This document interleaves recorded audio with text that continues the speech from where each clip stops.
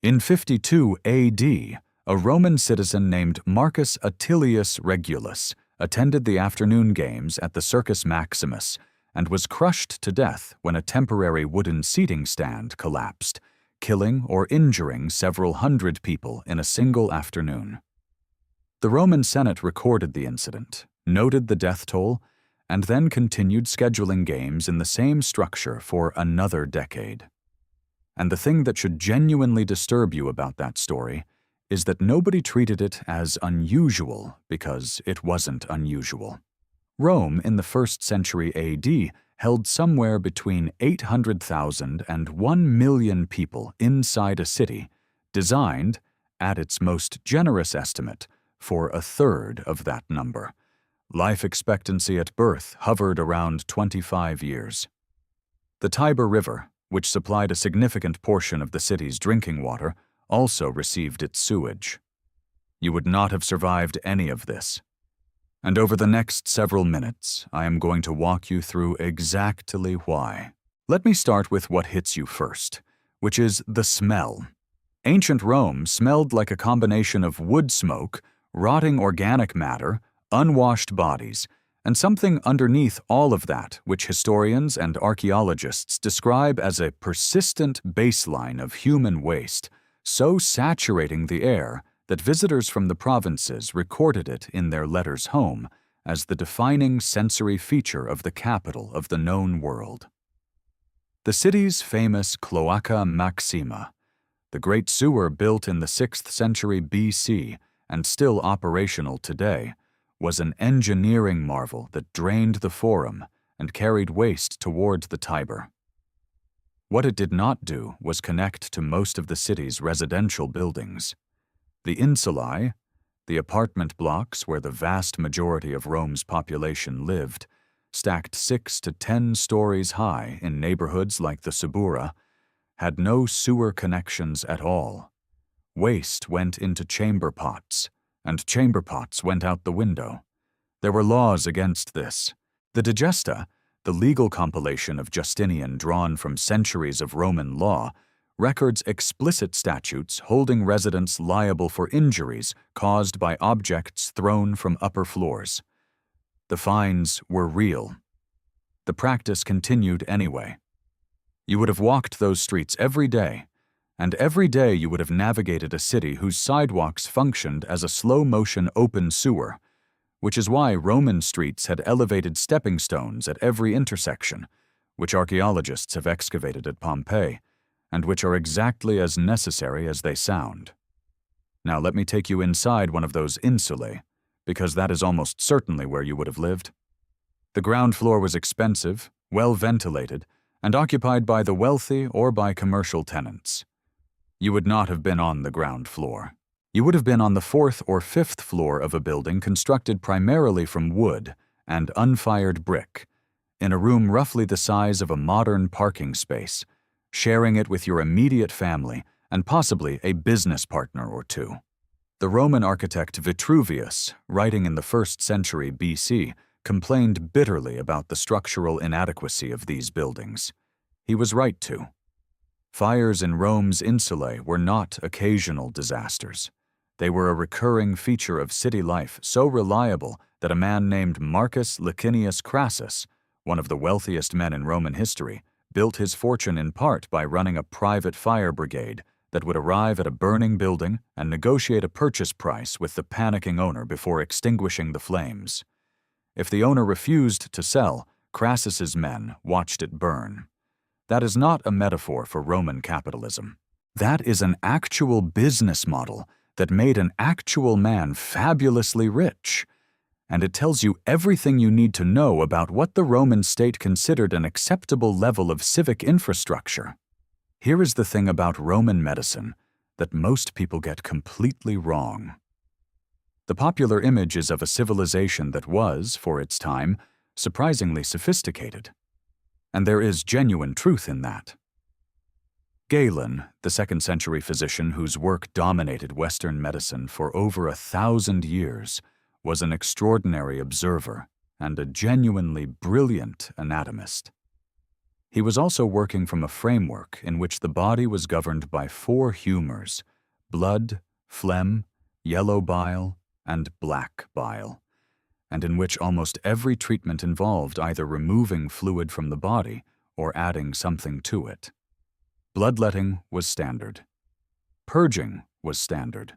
For a fever, which in Rome most commonly meant malaria, because the marshes surrounding the city bred Anopheles mosquitoes in spectacular quantities, a Roman physician might prescribe a bleeding, a purge, and a restriction of water intake.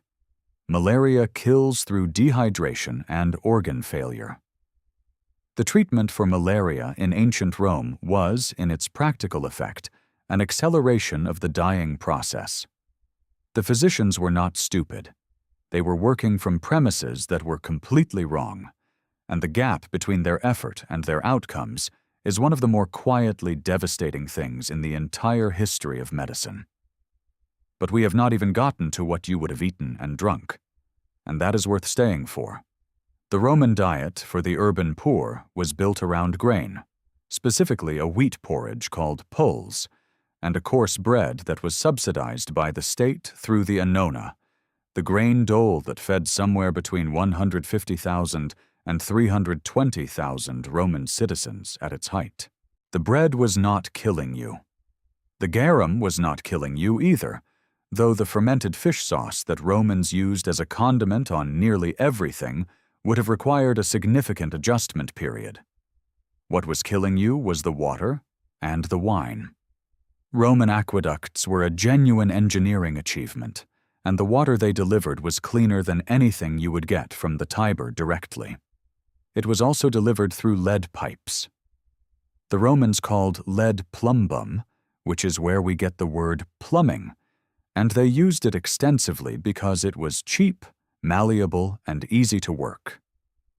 Modern analysis of Roman skeletal remains, including a 2019 study published in the Proceedings of the National Academy of Sciences examining bones from Herculaneum, found lead concentrations in the population that would today classify as acute poisoning.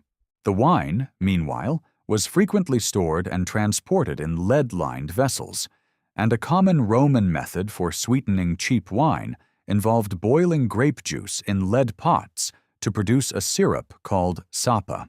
Roman physicians noted that sapa consumption caused constipation, abdominal pain, and, in some cases, paralysis. They recommended it as a digestive aid. And it was into this world of collapsing buildings and open sewage and malarial marshes and lead pipes and physicians confidently making everything worse, that the great fires arrived. The fire of Rome in 64 AD burned for 6 days and 7 nights and destroyed or severely damaged 10 of the city's 14 administrative districts. Tacitus, writing within living memory of the event, described the fire moving faster than people could flee, driven by wind through streets so narrow that the insulae on opposite sides nearly touched at their upper floors.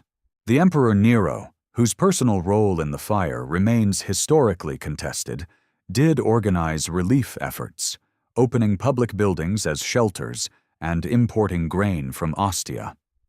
He also used the cleared land to build the Domus Aurea, his personal palace complex, which covered somewhere between 100 and 300 acres of prime urban real estate. The people whose homes had burned were rehoused in the rebuilt city's new insulae, which were required by Nero's post-fire building code to be constructed with fire-resistant stone facades. The interiors remained wood. The fires continued. You would have woken before dawn in a room you shared with 3 or 4 other people, on a straw pallet that harbored fleas and bedbugs in quantities that Roman writers complained about, with the weary specificity of people describing a permanent condition rather than a temporary problem. You would have walked to the public fountain for water that tasted faintly of lead and carried it home in a clay vessel. You would have eaten bread purchased from a street bakery, standing up, because your room had no kitchen, Open flames in upper-floor insulae were prohibited in theory and universal in practice. You would have worked in a city where the noise level, according to the poet Juvenal, writing in the early 2nd century, made sleep nearly impossible, and where the streets after dark were dangerous enough that wealthy Romans traveled with armed escorts. You would have breathed air thick with the smoke of 1,000,000 cooking fires and the ambient output of a city with no waste management system that functioned above the level of hoping someone else dealt with it. You would have been treated when you were sick by a physician whose best tool was a knife, and whose second best tool was a substance that was slowly poisoning you anyway. You would have survived, if you survived at all, to an average age that modern actuarial tables would classify as early middle age. The only difference between you and the 1,000,000 people who actually lived this life is that they had no way of knowing how wrong everything was.